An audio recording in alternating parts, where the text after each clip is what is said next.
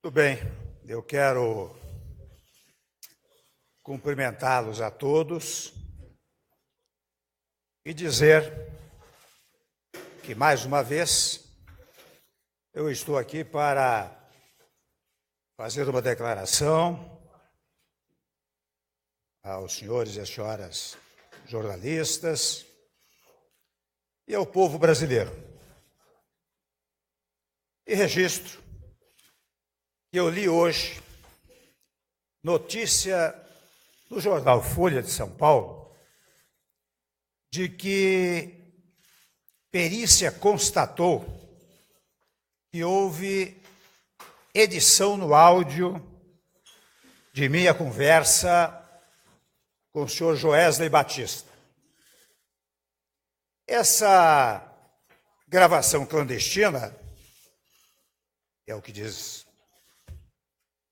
foi manipulada e adulterada com objetivos nitidamente subterrâneos.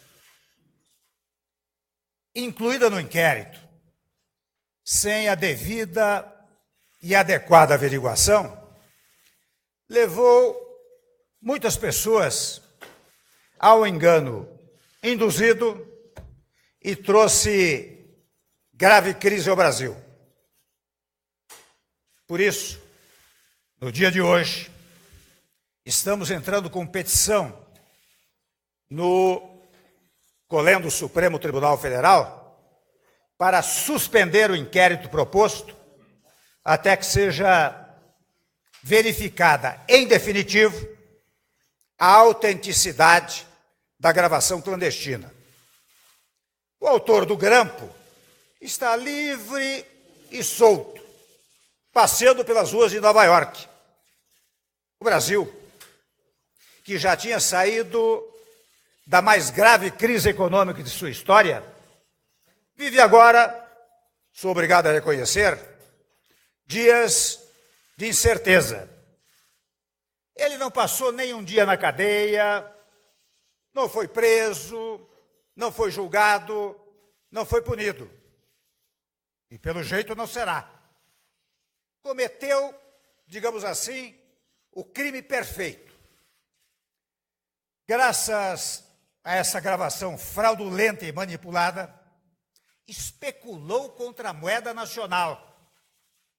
A notícia foi vazada seguramente por gente ligada ao grupo empresarial que, antes de entregar a gravação, comprou $1 bilhão, porque sabia que isso provocaria o caos no câmbio.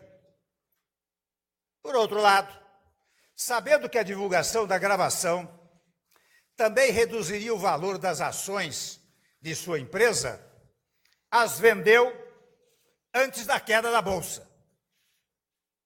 Não são palavras minhas apenas.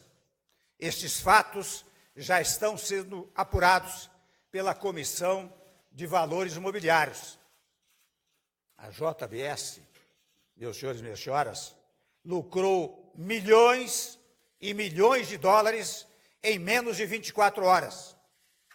Esse senhor, nos 2 últimos governos, teve empréstimos bilionários no BNDES para fazer avançar os seus negócios. Prejudicou o Brasil, enganou os brasileiros e agora mora nos Estados Unidos.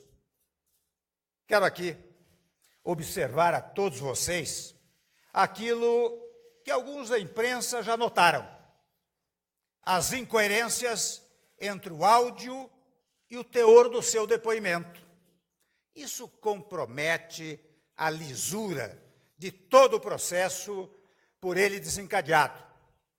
O que ele fala em seu depoimento não está no áudio. E o que está no áudio demonstra que ele estava insatisfeito com o meu governo. Reclamações contra o ministro da Fazenda, contra o CAD, contra o BNDES. Essa é a prova cabal de que meu governo não estava aberto a ele. E no caso, convenhamos, no caso central de sua delação, fica patente o fracasso de sua ação. O CAD não decidiu a questão solicitada por ele. O governo não atendeu a seus pedidos.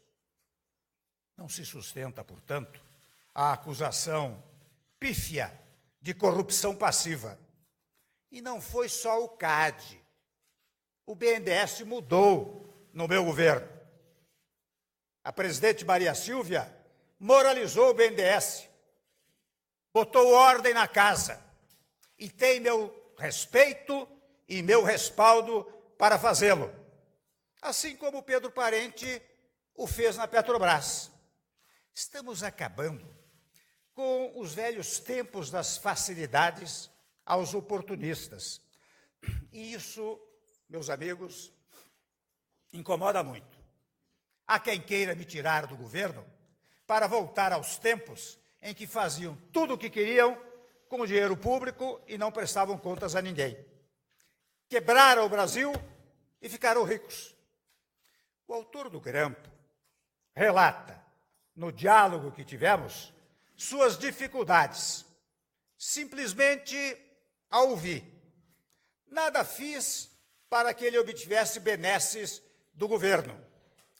Não há crime, meus amigos, em ouvir reclamações e me livrar do interlocutor, indicando outra pessoa para ouvir as suas lamúrias.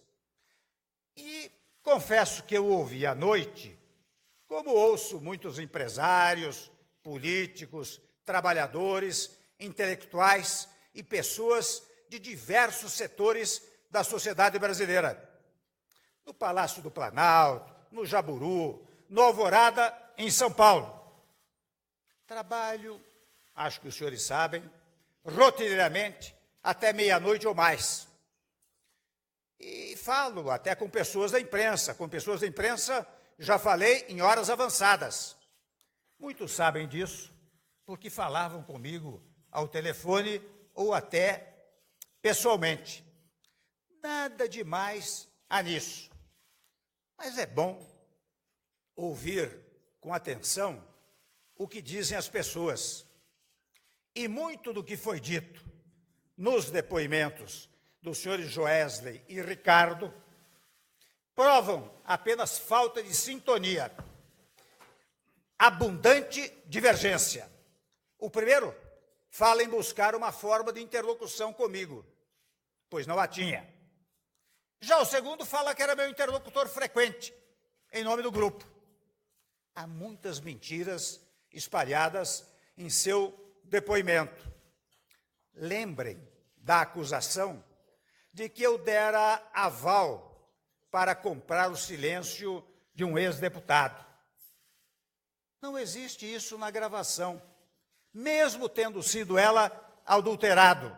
E não existe, porque nunca comprei o silêncio de ninguém. Não obstruí a justiça, porque não fiz nada contra a ação do judiciário. Falo aqui só de um dos pontos de contradição e incoerência. Ou seja, houve falso testemunho à justiça. Chegam ao desplante de me atribuir falas, frases ou senhas ou palavras chulas que jamais cometeria.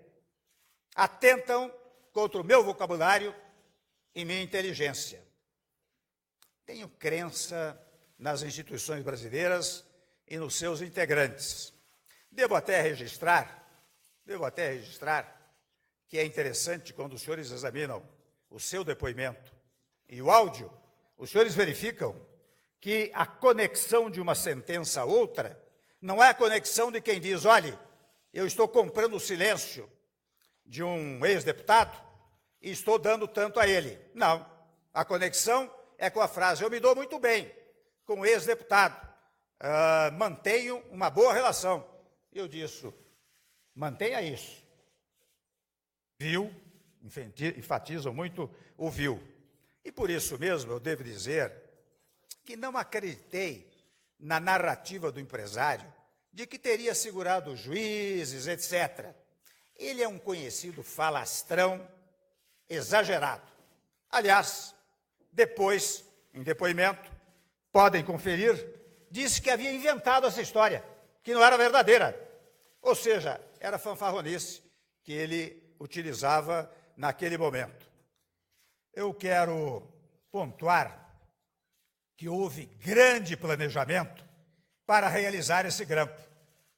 Depois houve uma montagem e uma ação deliberada para criar um flagrante que incriminasse alguns, enquanto os criminosos fugiam para o exterior em absoluta segurança. O Brasil, meus senhores, exige que se continue no caminho da recuperação econômica que traçamos para colocar o país nos trilhos. Já recuperamos o PIB, acabamos com a recessão, reduzimos a inflação, derrubamos a taxa de juros, estamos gerando emprego, liberamos mais de 40 bilhões de reais para os trabalhadores brasileiros. Estamos completando as reformas para modernizar o Estado brasileiro. Meu governo, senhores, tem rumo. Acho que os senhores e as senhoras são testemunhas deste fato e sabem que o que foi dito, volto a dizer, no áudio, que de resto está sendo impugnado por eventuais, ouço até mencionar que houve mais de 50 edições desse áudio, tenta macular não só a reputação moral do presidente da República, mas tenta invalidar o nosso país. Mas eu digo com toda segurança, o Brasil não sairá dos trilhos. Eu continuarei à frente do governo. Muito obrigado ao senhor.